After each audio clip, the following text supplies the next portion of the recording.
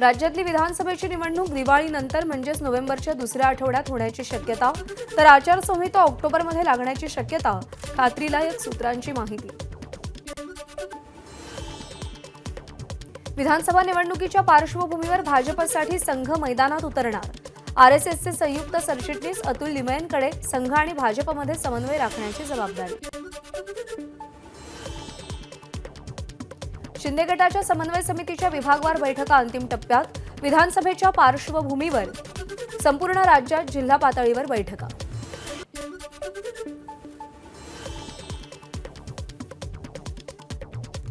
काँग्रेसकडे मुख्यमंत्री पदाचा चेहरा असेल तर पटोलेंनी जाहीर करावं, संजय राऊत यांचं आव्हान। तर आपण जनतेच्या मनातील मुख्यमंत्र्यांबद्दल बोलतोय, पटोलेंच्या मनातील नाही, राऊतांचे टीकास्त्र। राज ठाकरे 20 ते 26 ऑगस्ट रोजी विदर्भ दौऱ्यावर।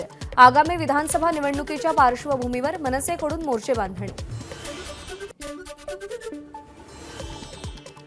कुर्ला विधानसभेत ठाकरे गटातील धुसफूस समोर, नाराज पदाधिकाऱ्यांना डावलत। ठाकरे गटाकडून कुर्ल्यामध्ये नव्या नियुक्त्या करताना विश्वासात घेतलं नसल्याचा पदाधिकाऱ्यांचा आरोप। आज काँग्रेस अध्यक्ष मल्लिकार्जुन खरगेंनी महत्त्वाची बैठक बोलावली। यावेळी महाराष्ट्र काँग्रेस अध्यक्ष नाना पटोले आणि प्रभारी रमेश चेन्नीथला बैठकीला उपस्थित राहणार।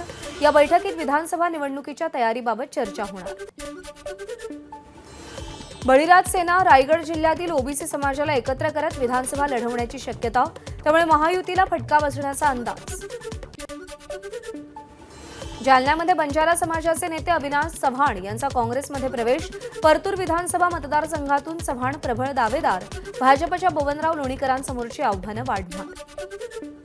परभणीतील 4ही जागांसाठी काँग्रेसकडून चाचपणी, काँग्रेस पक्षानं 4ही जागांसाठी इच्छुक उमेदवारांची यादी मागवली। पाथरीमध्ये काँग्रेसकडून सुरेश वरपुडकर यांना उमेदवारी जाहीर। बुलढाणा जिल्ह्यामध्ये काँग्रेस आणि ठाकरे गटाकडून एकाच दिवशी उमेदवारांची चाचपणी। ठाकरे गटाकडून संजय राऊतांकडून उमेदवारांच्या मुलाखती। भाजपच्या मुंबई कोर कमिटीची आज बैठक। मुंबईतल्या जागांबाबत चर्चा होणार। भाजप मुंबई अध्यक्ष आशिष शेलारांसह कोर कमिटीचे सगळे सदस्य उपस्थित राहणार। सरकारची योजना लाडक्या बहिणींसाठी नाही तर मतांसाठी, रवी राणांच्या वक्तव्यावर संजय राऊतांची टीका। तर पत्नीचा पराभव झालाय, रवी राणांनी आत्मपरीक्षण करावं, राऊतांचा राणांना खोचक सल्ला। लाडकी बहीण योजना जनतेपर्यंत पोहोचवण्यासाठी भाजपचं अभियान। उपमुख्यमंत्री देवेंद्र फडणवीस रक्षाबंधनानिमित्त लाडक्या बहिणींशी संवाद साधणार। भाजपचे प्रदेशाध्यक्ष बावनकुळेंची माहिती। राज्यातील निवासी डॉक्टरांचं आजपासून कामबंद आंदोलन। कोलकात्यामधील महिला डॉक्टरच्या हत्येच्या निषेधार्थ कामबंद आंदोलन। फक्त अत्यावश्यक सेवा सुरू राहणार असल्याची माहिती। नागपुरातील शासकीय मेयो आणि मेडिकल या 2 रुग्णालयांचे डॉक्टर आजपासून संपावर। यामुळे रुग्णसेवा प्रभावित होण्याची शक्यता। मुंबईतील नायर हॉस्पिटलमधल्या कामगारांचं कामबंद आंदोलन। कोलकातामधील महिला डॉक्टरच्या हत्येच्या निषेधार्थ कामबंद आंदोलन। मुसलमानांना आरक्षण आणि लिंगायत समाजाला अल्पसंख्याकाचा दर्जा देण्यासाठी सर्वपक्षीय बैठक घ्या। आरपीआय खरात गटाच्या सचिन खरात यांची मुख्यमंत्र्यांकडे मागणी।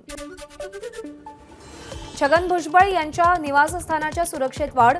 जरांगेंच्या शांतता रॅलीचा आज नाशिकमध्ये समारोप होणार असल्यानं भुजबळ फार्मच्या बाहेर 2 अधिकाऱ्यांसह 20हून अधिक अंमलदार। 10वी-12वी परीक्षेचं वेळापत्रक जाहीर। 11 फेब्रुवारी ते 18 मार्च 12वीची, तर 21 फेब्रुवारी ते 17 मार्च 10वीची परीक्षा होणार।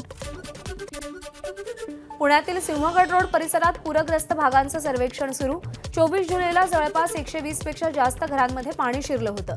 पूरस्थिती कायम रोखण्याचा प्रस्ताव सादर करण्याच्या मुख्यमंत्र्यांच्या सूचना। भारतात जुलै महिन्यात किरकोळ महागाईचा दर घसरला। अन्नधान्याच्या किमती कमी झाल्यानं महागाईचा दर घसरला। मागच्या 5 वर्षात महागाईचा दर 3.45 इतक्या नीचांकी पातळी। एबीपी माझा, उघडा डोळे बघा नीट।